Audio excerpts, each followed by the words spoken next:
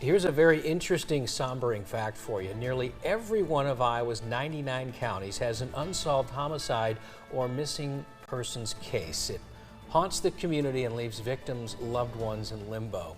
With every cold case, a family is waiting for answers. Police, of course, never give up trying to provide those answers. And as WHO 13's Katie Kaplan reports, law enforcement could soon get some help from the state. The criteria might be different depending on who you talk to, but by definition, a case is categorized as cold when detectives run out of leads. And most of the time, that means it loses priority over newer cases that might be more solvable. But now, one of the state's most powerful people is hoping to lend a helping hand in bringing all crimes to justice. It's just one of those cases that the investigators are really frustrated with. 27-year-old realtor Ashley Oakland had her whole life in front of her. She was a good person, and she deserves to be brought some justice. Until she was killed on a Friday afternoon inside the West Des Moines townhome she was showing. I can only imagine. What happened to Ashley Oakland is evil. It was evil. That was more than 13 years ago. Her killer is still on the loose. Never expected it to be a year, never expected it to be 10 years, never expected it to be 13 years. But here's where we are. So, for her little brother Josh, connecting with Ashley often happens here at the Des Moines park built in her honor. It's such a testament to my sister, you know, with it being all-inclusive, which is what Ashley was. She's just she was an all-inclusive kind of person, loving, you know, wanted to include everyone in her lives and give her life to those around her. Her death is now one of Des Moines' most notorious cases. It's also important for the person that killed Ashley Oakland to know that we're still here, we're not going anywhere, we're going to continue to investigate the case until we find the person responsible. Publicity over the years has led to hundreds of police interviews and even more leads. How big is her case file then? It's huge. It's huge. It's books and books and binders and binders and lots of space on thumb drives. It's big. Despite all that work, it remains unsolved. That's one of the reasons why Josh is now pushing for a statewide cold case unit. You know, selfishly, I want my sister's case to be solved, but outside of that, you know, if we can set something up like this to help so many more families out there for answers and support, to provide justice, and, you know, it's just all around probably a good thing to get done.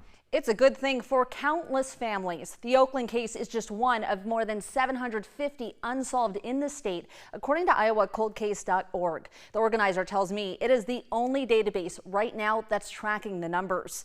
And it's the catalog of crimes that Iowa Attorney General Brenna Bird pointed to when she asked for $500,000 to create a new specialized investigative unit. And having a dedicated cold case unit is something that Iowa should have had for a while. Bird sat down with us after making a plea to lawmakers during her state budget proposal for the next fiscal year. Do you think that will be enough to really make a dent in all these cold cases? I do. I do think it will be enough. Obviously, we are careful with taxpayer dollars. We understand that. But I think that will give us a good start, and we can see where that takes us from there. She says if approved, work to create the unit within the state's Department of Justice could be underway as soon as this summer. No one should get away with murder. The money would go toward creating 4 new full-time positions. 3 investigators and 1 prosecutor would help smaller agencies review tips, evaluate evidence, and bring cases to justice. Something West Des Moines PD thinks could be a game changer. In most cases, our investigators have thousands of hours in these cold cases. They know the case up and down, forwards, backwards, but a new set of eyes looking at all of the documentation sometimes produces new thoughts on ways to take the investigation or different avenues we can go down. The lawman in charge of the biggest county in the state agrees. Polk County Sheriff Kevin Schneider says even 1 cold case is too many. There's a lot more here than what we'd like to have. We got about 159 cases, if I remember right. Going way back even before I started here, and I've been here for 42 years. The cases are spread across the jurisdictions of roughly a dozen different local agencies. far more than any other Iowa county. It's a big job. He believes support from the state will help investigators to close more cold cases and keep the families of victims, like Ashley Oakland, holding on to hope. It's a cold case now. 13 years is a long time. The Attorney General says she believes she has the support to get the state funding approved. Coupled with all the advancements in technology in recent years, this could prove to be a big boost for investigations across the board. That was our Katie Kaplan reporting. The Attorney General's office doesn't know just how much funding it will have to work with until a few months from now. The state budget for this fiscal year takes effect on July 1st.